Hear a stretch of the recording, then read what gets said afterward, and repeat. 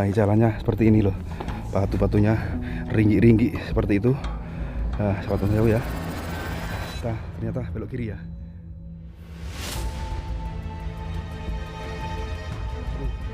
Nah, petualangan kali ini kita bersama rekan-rekan konten kreator yang lain ya, ada Majapahit Study Club, Cakra Panorama, Mas Den Petualang, Hamba TV AE, dan Melaku TV ya. Nah, seru, kita berenam ya.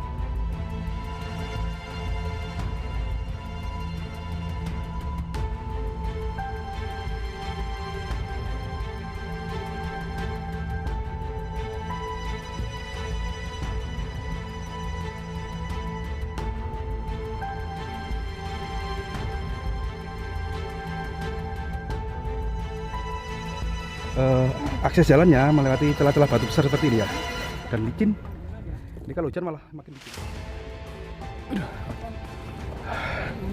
Keren. Nah, seperti ini ya sahabat.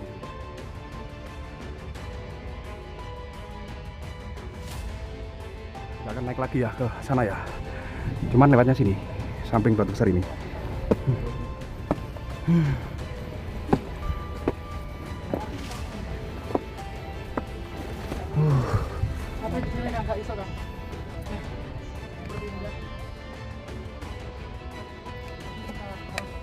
Buka alas lagi karena batunya belum kan ya, buka gitu kan.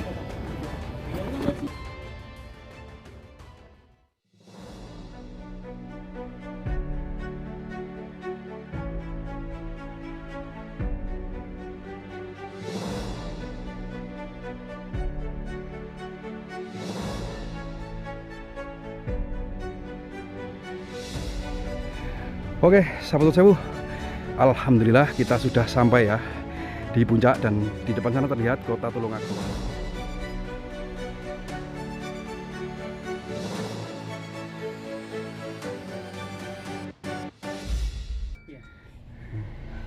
Sungguh luar biasa sekali ya, ternyata dari perjalanan di bawah sampai gua pertapaan yang sangat luar biasa sekali ini, kita menempuh sekitar 200 meter dari bawah dengan merangkak-rangkak di celah-celah sempit di batu besar. Tetapi jerih payah kita itu terbayarkan ketika sampai di sini. Ternyata gua ini sangat luar biasa sekali.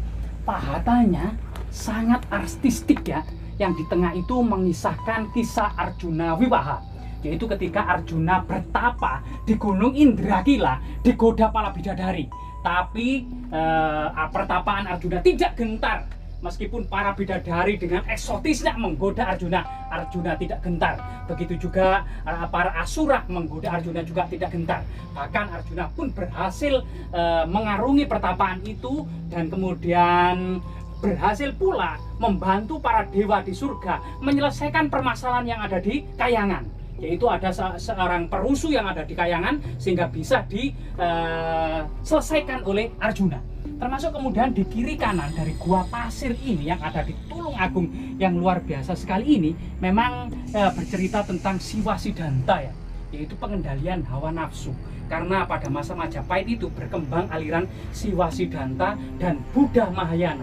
Inti ajarannya adalah mementingkan kehidupan setelah mati, yaitu moksa, yaitu menyatu dengan Brahman atau yang maha kuasa.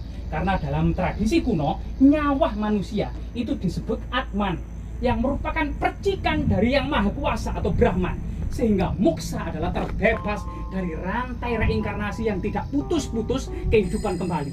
Jika dalam kehidupan sebelumnya melakukan tindak kejahatan, maka di kehidupan selanjutnya akan menjadi binatang yang buruk, termasuk menjadi kumbang tai. Sehingga kemudian karena kehidupan yang terus berulang tidak putus-putus ini, akhirnya kemudian hal yang paling indah adalah menyatu dengan yang maha kuasa yang disebut dengan moksa. Jadi kemudian pertapaan Karsian yang ada di lereng Gunung Budek ini ya, yang dikenal dengan Gua Pasir ini, berkisah tentang Arjuna yang bertapa mengendalikan segala hawa nafsu, harta, wanita, tahta, kemudian fokus memperdalam dharma guna menggapai moksa ya. Beberapa relief yang ada di tengah terlihat unfinished ya, yang selesai itu yang di kiri dan kanan. Nah, disinilah kemudian ada semacam di sini adegan ya, adegan ciuman. Nah, di sini adegan ciuman yang melambangkan sebuah hawa nafsu, termasuk yang ada di sini Nah, di sebelah sini ini juga adegan yang sangat eksotis, juga menceritakan tentang sebuah nafsu duniawi gitu ya. Sebenarnya ini kepalanya ini resi, tapi sebenarnya ini masih juga bermain wanita. Nah, disinilah juga ada kisah-kisah yang bagaimana kemudian bahkan dalam kitab Negara Kertagama gitu ya, ketika Raja Hayam Wuruk dan para bangsawan Majapahit berburu, kemudian para agamawan juga ikut berburu. Padahal sebenarnya para agamawan ini juga tidak boleh membunuh binatang. Tapi kemudian karena terlalu asik waktu itu ya gitu ya.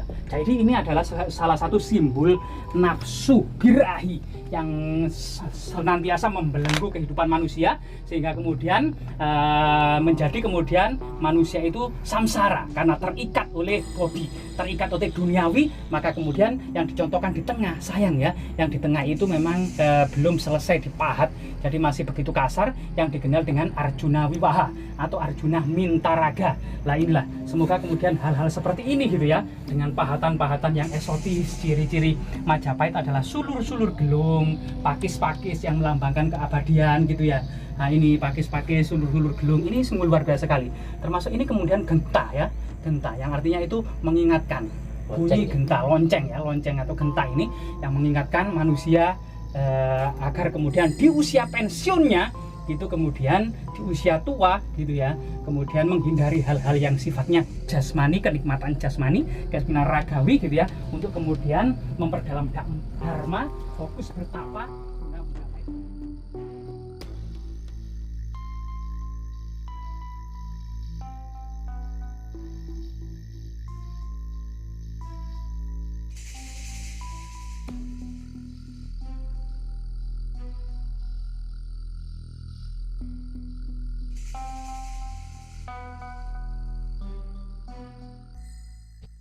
Dan kemudian cerita tutur masyarakat yang berkembang, gua ini disebut juga Gua Gayatri, salah satu permaisuri tercantik dan tercerdas dari Dia Wijaya atau Sang Rama Wijaya, sang pendiri kerajaan Majapahit gitu ya, yang kemudian di usia tuanya juga menghindari, kemudian menjauhi segala tahta duniawi dan harta tahta, kemudian menjadi seorang pertapa atau biksuni, sehingga kemudian masyarakat Gua Pasir ini menghubungkan dengan pertapaan Gayatri Raja Patni dari Majapahit. Jasmira, jangan sekali-kali melupakan sejarah.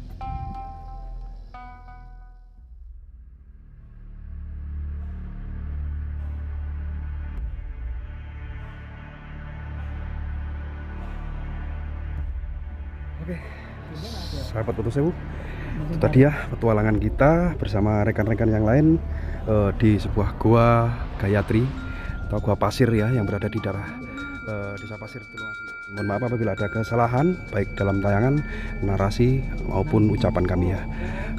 Untuk petualangan kali ini saya akhiri sampai di sini dulu di gua Gayatri. Assalamualaikum warahmatullahi wabarakatuh. Salam budaya, salam lestari.